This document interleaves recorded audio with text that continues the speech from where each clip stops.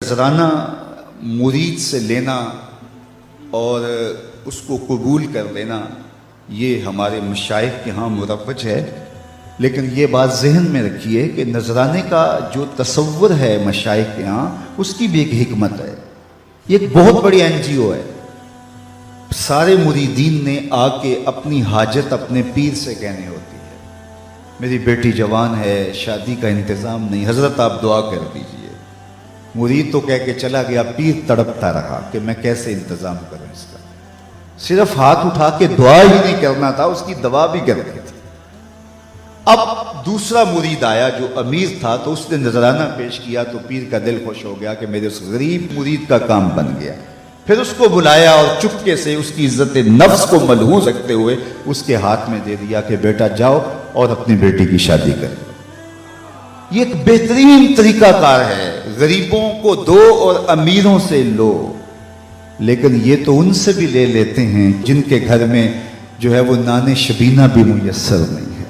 कभी आपने देखा है कौवा बाज़ का बच्चों के हाथ से रोटी छीन के ले जाता है? तो ये उस कौवे की तरह होते हैं कि गरीबों से भी नजराना ले लेते हैं, जबकि उनके फटे हुए कपड़े और उनकी हालत बता रही होती है कि ये मजदूर बेचारा पता नहीं आज इनके घर में चूल्हा भी जला है या कि नहीं।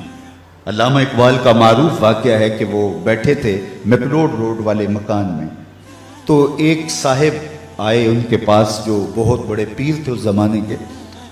तो उनका एक मुरीद लाहौर के दूसरे कोने में रहता था, तो उसे पता चला कि मेरे पीर साहब अल्लामा इकबाल अलैहि रहमा के मेहमान बने हैं, तो वो मिलने के शौक़ में आया और उसने कहा कि हज़रत बेटी जवान है और जिनके यहाँ रिश्ता तय किया है वो शादी का कह रहे हैं, और मैं पहले ही 100 रुपये का मकरूज़, उस ज़माने में 100 रुपया भी बड़ा होता था, और मज़ीद शादी भी करनी है, कोई दुआ कीजिए।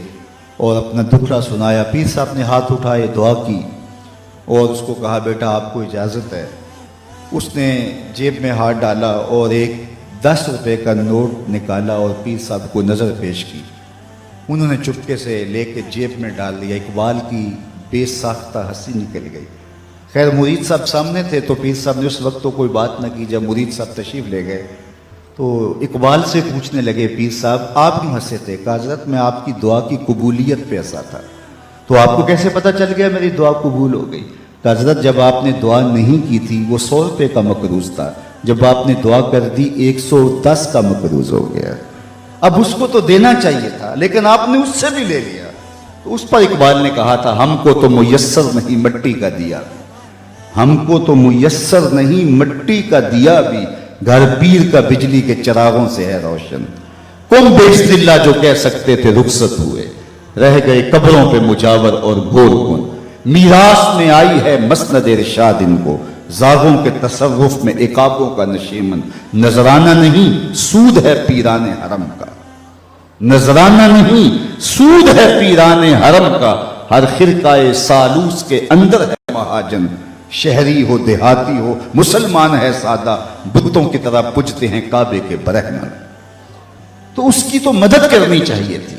वो दुखड़ा सुनाने आया है, बेटी घर की दहलीज पे बैठी है, ये तो उससे पूछो जिसकी बेटियां जवान हैं और उनको रुखसत करने के लिए बाप मजबूर है। किस तरह उसकी रातों की नींद उड़ जाती है और किस तरह दिन का करार लुट जाता है, लेकिन उससे भी 10 रुपये वसूल कर लेते हैं। तो आज मैं और आप देखें कि हर ऐसा शख्स नहीं होता जिससे नजराना लिया जाए, कुछ ऐसे होते हैं जिनको नजराना दिया जाए। पीर एक जरिया बन जाता है, गरीब और अमीर के दरमियान एक पुल बन जाता है। तो नजराने का तसव्वुर तो है तरीकत के अंदर, लेकिन इसका ये मतलब नहीं है कि नजराने से पीर के कुत्ते भी ऐश करें और गरीब मुरीद जो हैं वो नाने शबीना को तरसें, और पीर उन नजरानों से बटेरे लड़ाए और शादियां करे, और मुरीद जो है वो बेचारा नाने शबीना के लिए